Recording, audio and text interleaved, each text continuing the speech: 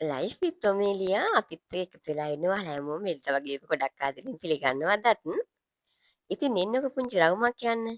බලන්නකෝ ඇතුලේ මේ වටපිටාව හරිම ලස්සනයි නේද? ඉතින් මේ අපි යන්නේ අපේ වත්තට. ඉතින් අපේ තේ වත්ත තියෙන්නේ අපේ ගෙදරින් චුට්ටක් ඈතින්. ඉතින් මේ වත්තට තමයි අපි මේ යන්නේ. බලන්නකෝ මේ පාර හරිම ලස්සනයි. හැබැයි ඉතින් කැලේ තියෙනවා සත්තු සර්පයෝ ඉන්න පුළුවන්. ඒ වුණාට මම නම් හරිම ආසයි. මොකද මේ එකපාරම නිකන් අපි එළියේ ඉඳලා නිකන් අර සිංහරාජට යනවා වගේ හැඟීමක් තමයි දැනෙන්නේ. මොකද හරිම සීතල හරිම සෞම්‍ය දේශගුණයක් තමයි මේ ටිකේ තියෙන්නේ. ඒක නෙවෙයි වත්තේ ඉඳන් ගෙදර එන වීඩියෝ එක. මට ඉතින් වත්තට යද්දි වීඩියෝ කරන්න බැරි වුණා. ඒත් ඉතින් එකම පාරනේ. ඒකයි මං ඉතින් ඔයාලට එද්දි වීඩියෝ කරගත්තේ.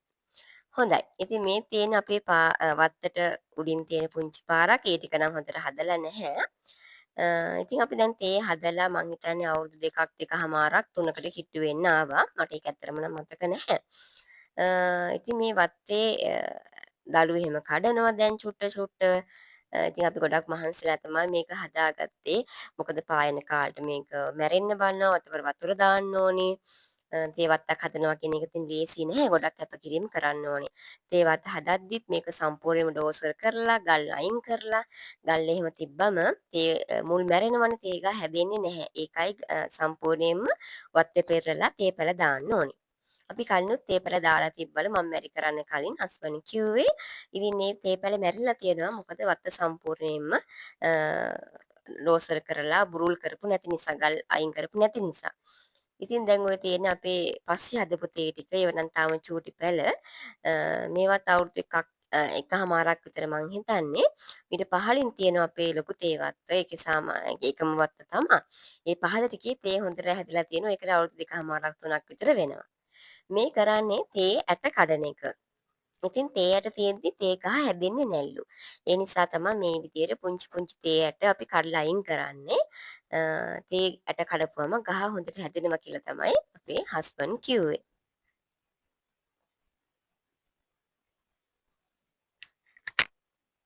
ඉන්න ඔබට මොකද්ද කියන්න තියෙන්නේ? ඔබ සෑදූ වත්ත ගැන එතන හොඳයි. හයියෙන් කියන්න. ඔර යන්න. මහන්සිය ප්‍රතිඵල තියෙනවා. හයියෙන් කියන්න නැගිටලා. මහන්සිය ප්‍රතිඵල තියෙනවා එතන. මහන්සිය ප්‍රතිඵල තියෙනවා. කොච්චර කාලයක් ගියාද මේ තත්ත්වයට ගන්න? අවුරුදු 4ක්.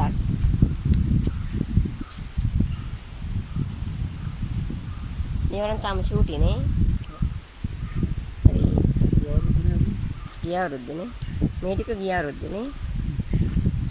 මේ තියෙනකොට අවුරුද්දක් වයස ඇති පැල. ඉතින් නේ තේ ගැන ඔයාලට මොන හරි ප්‍රශ්නයක් තියෙනවා නම් කමෙන්ට් එකක් දාන්න. අපිත් ඉතින් 100%ක් දන්නේ නැහැ. ඒත් අපි තේවත් හදද්දී හස්බන්ඩ් ආපු අත්දැකීම් වලින් යා උත්තරයක් ලබා දෙයි. ඉතින් ඔයාලට ප්‍රශ්නයක් තියෙනවා නම් කමෙන්ට් එකක් දාන්න.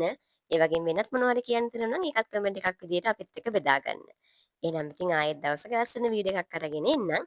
එතකන් සතුටින් ඉන්න. ආයිබෝවන් ආදරේ ඔයාලා හැමෝටම.